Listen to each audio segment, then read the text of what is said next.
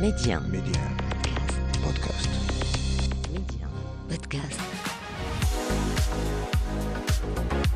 Et donc j'avais besoin de changer pour quelque chose que j'ignorais au départ, mais vraiment ce que je cherchais, c'était retrouver une partie de mon caractère humain que je trouvais qui se perdait dans ces grosses structures.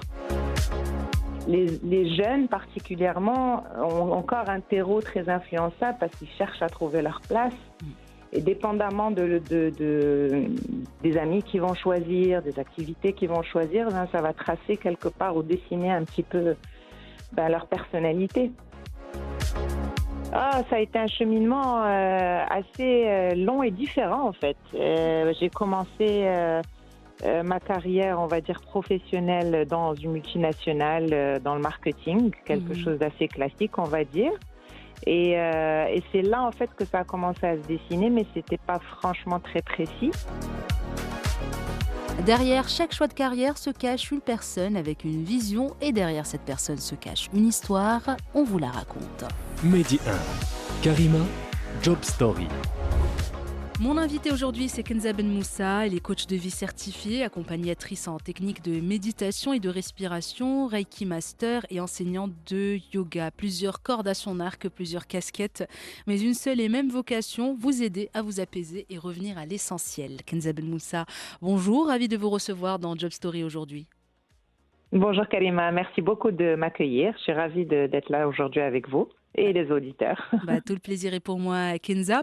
Alors, une carrière plus ou moins taillée sur mesure. Comment est-ce que ce périple a démarré? Comment est-ce que vous vous êtes retrouvée dans cet univers? Ça a été un cheminement assez long et différent en fait. J'ai commencé ma carrière, on va dire, professionnelle dans une multinationale, dans le marketing, quelque chose d'assez classique, on va dire. Et c'est là, en fait, que ça a commencé à se dessiner, mais c'était pas franchement très précis. J'avais besoin de faire quelque chose qui ait plus de sens pour moi, on va dire. Et je trouvais que dans les multinationales, on servait quelque chose d'énorme et j'ai trouvé que mon apport était quasiment invisible. Et je le ressentais pas, en tout cas, je sentais pas que je faisais quelque chose de nécessaire et indispensable ou quelque chose qui allait faire du bien en tout cas. Et ensuite, je me suis tournée vers quelque chose qui me nourrissait. Et c'était la création de mobilier, le design, la création d'espaces, que ce soit des domiciles ou des restaurants ou des hôtels, des choses comme ça. Et donc déjà, il y avait une dimension un peu plus humaine parce que j'avais un client en face et qui avait ses aspirations, ses envies, son état d'être, son style, etc. Donc déjà, je me rapprochais un peu de l'humain. Et puis, au bout d'un certain nombre d'années, j'ai décidé de rentrer un petit peu plus en profondeur dans l'humain, on va dire. Et c'est là que j'ai plongé complètement dans ce monde de développement humain à sens large, qui a commencé avec la pratique du yoga et ensuite me former. Et ensuite, pas mal d'autres disciplines, à savoir le développement personnel, l'Ayurveda, l'énergétique avec le Reiki et bien d'autres choses. Donc, vous avez touché à plusieurs aspects justement de cet univers, Kenza Ben Moussa. Mais le déclic, est-ce qu'il y a eu un déclic précis, un moment où tout a eu un sens pour vous sur le plan professionnel? C'est-à-dire comme si c'était le jour où tout a commencé pour vous professionnellement. Est-ce qu'il y a eu ce petit déclic ou est-ce que ça s'est fait de façon plus ou moins naturelle tout au long de ces années d'expérience professionnelle? Disons qu'il y a eu un gros déclic au moment où j'étais dans la multinationale. D'accord. Et il y a eu un événement, parce que c'était une grosse multinationale et comme j'étais dans le département marketing, on avait tendance à faire des lancements de produits un peu partout à la même date. Et du coup, j'avais pris des libertés pour pouvoir servir la date précise où il fallait lancer cette campagne. Sans respecter les règles de l'entreprise qui étaient d'avoir les 3 devis contradictoires, etc. Et j'avais donc performé, tout s'était très bien passé et pour autant j'avais reçu un blâme. Et donc j'avais besoin de changer pour quelque chose que j'ignorais au départ, mais vraiment ce que je cherchais, c'était retrouver une partie de mon caractère humain Ouais. que je trouvais qui se perdait dans ces grosses structures. Vous étiez en quête de sens finalement aussi, Kenza Ben Moussa, en Oui, quelque sorte. oui. Mm.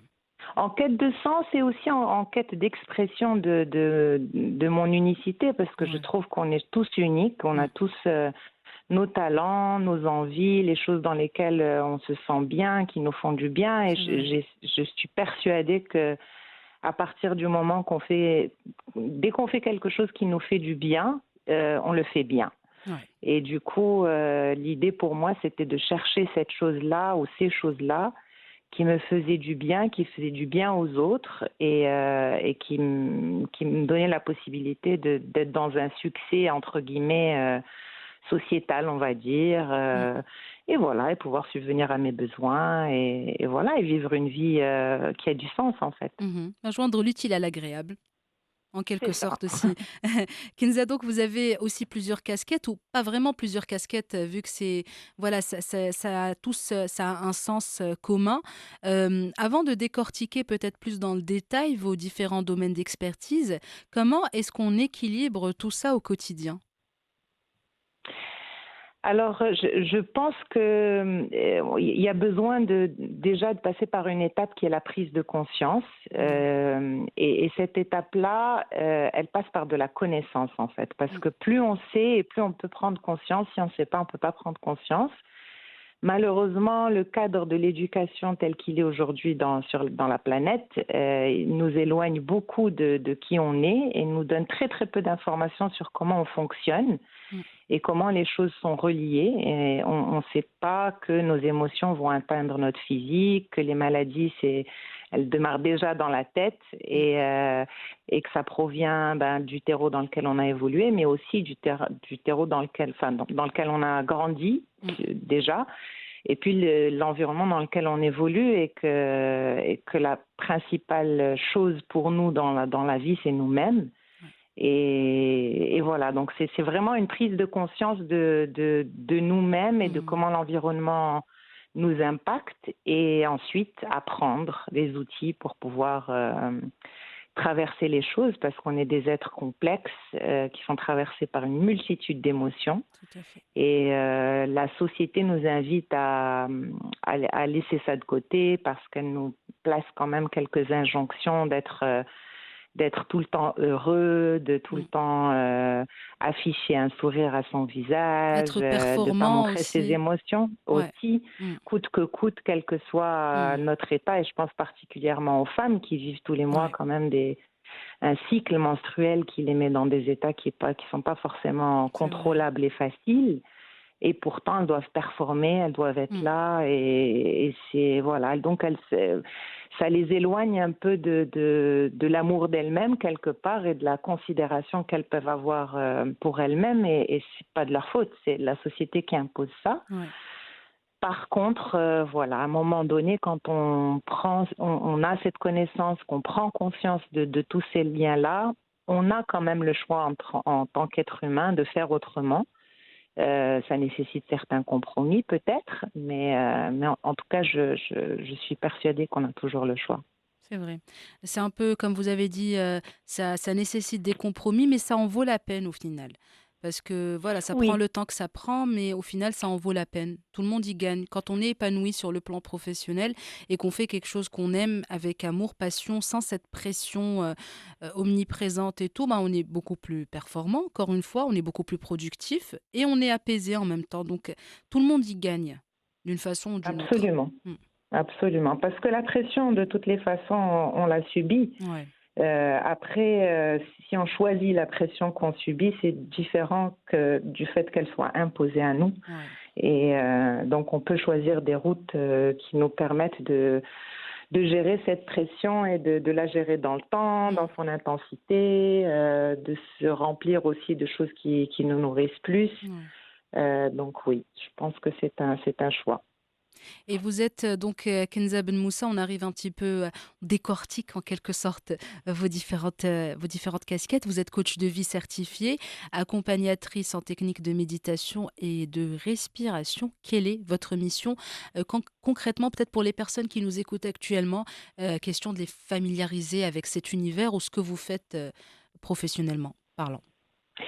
Alors, ce que je propose, en fait, c'est, en général, les personnes qui viennent me voir pour un accompagnement arrivent avec une problématique précise ou pas, ou en tout cas un mal-être. Il y a plusieurs volets, mais on démarre tous un peu avec l'intellect, donc il y a besoin de parler à l'intellect, donc on passe un temps pour pouvoir comprendre ce qui se passe et percevoir un peu la dynamique de la personne là où elle se trouve, de l'environnement dans lequel elle se trouve. Et ensuite, eh bien, justement, tout ce bagage informationnel qui nous manque, je le compense en apportant des informations sur comment est-ce qu'on fonctionne et en apportant des outils pour justement pouvoir, on va dire,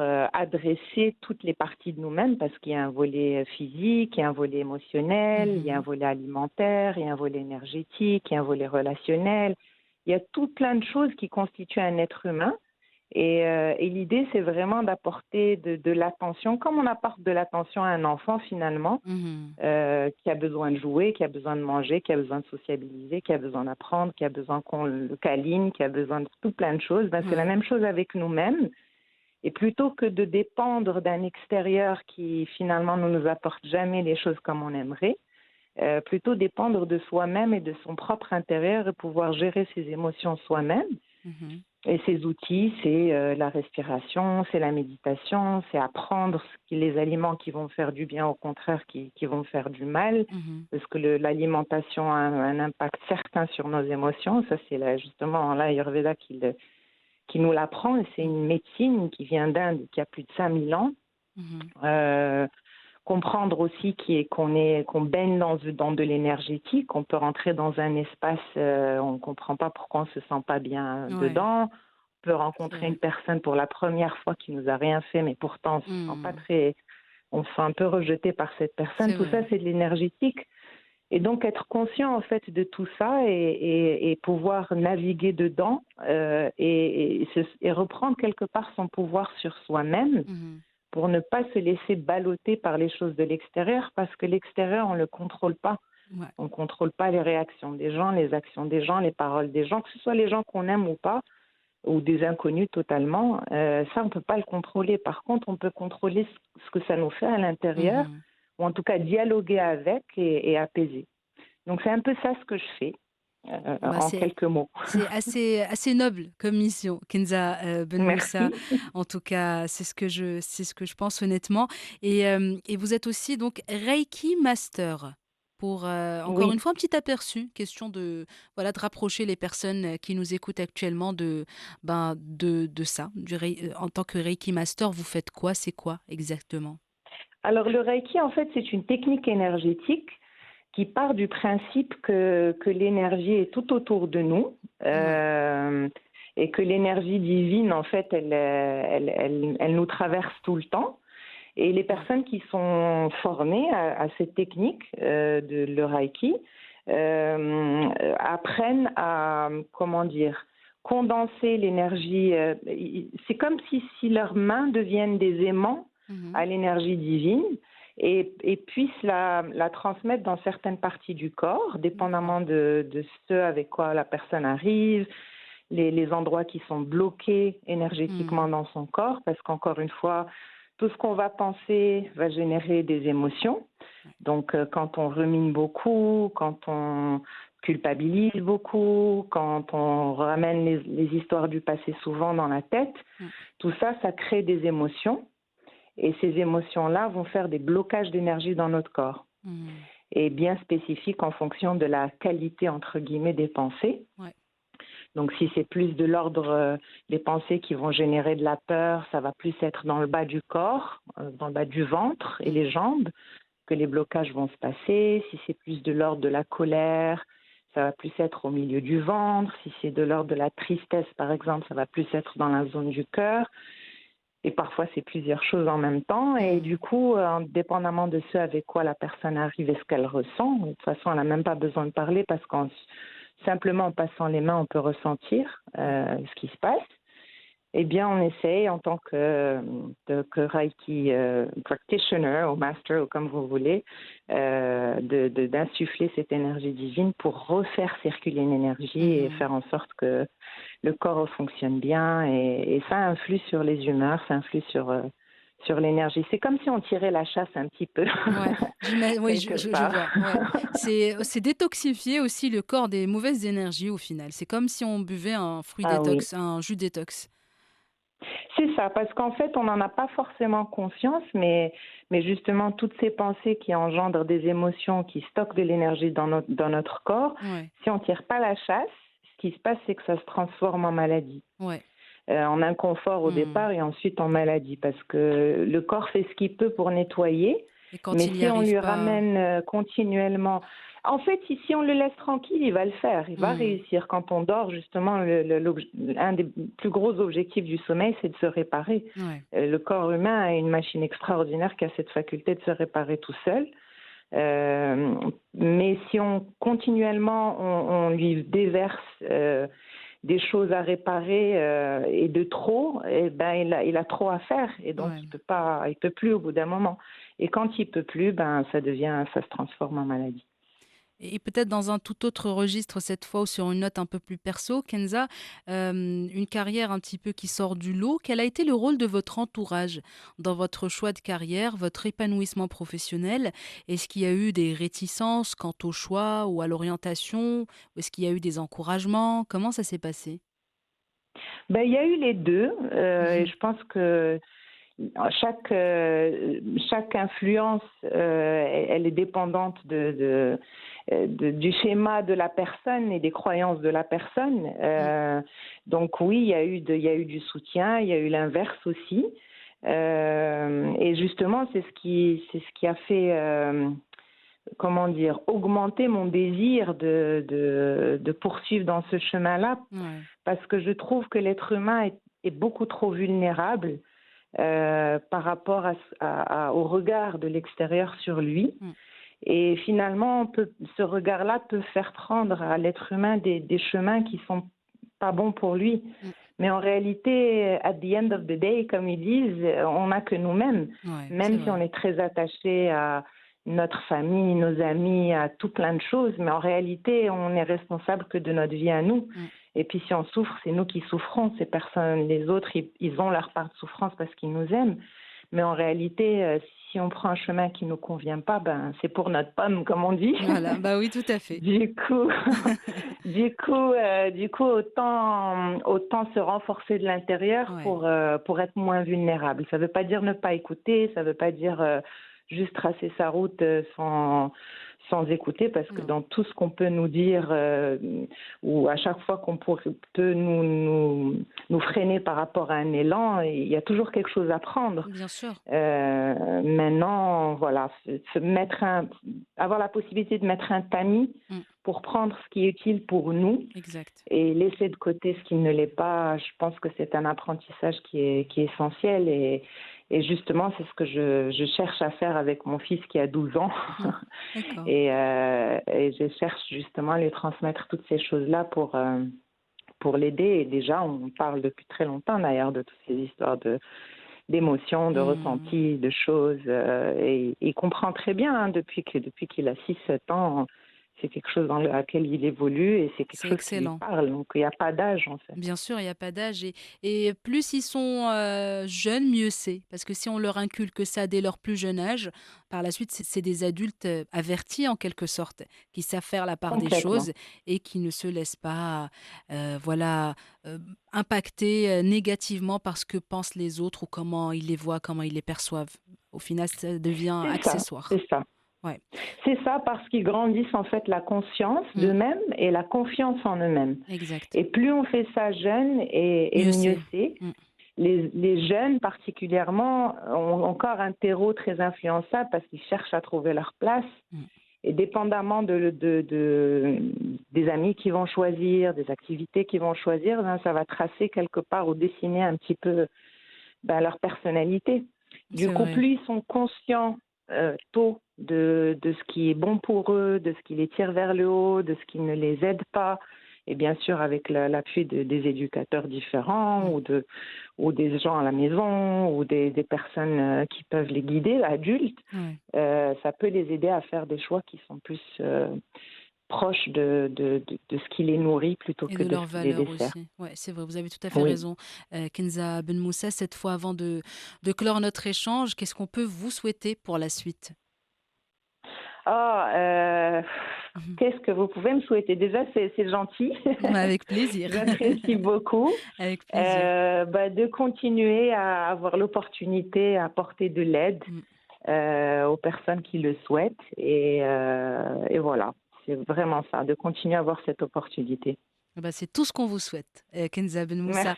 Merci beaucoup d'avoir été avec moi aujourd'hui, d'avoir échangé. Merci à vous. C'est un plaisir. C'était un vrai plaisir aussi. Et puis, je vous souhaite une bonne journée et merci aux auditeurs et peut-être à bientôt. À très bientôt. Ciao, ciao. Au revoir. Bye. Ciao. Merci d'avoir partagé vos histoires avec nous en toute intimité, des histoires qui marqueront certains et impacteront plusieurs. Job Story, c'est à retrouver en avant-première sur Média Podcast. Un petit abonnement pour la route pour ne plus rien manquer. Restez ouverts et surtout, restez curieux.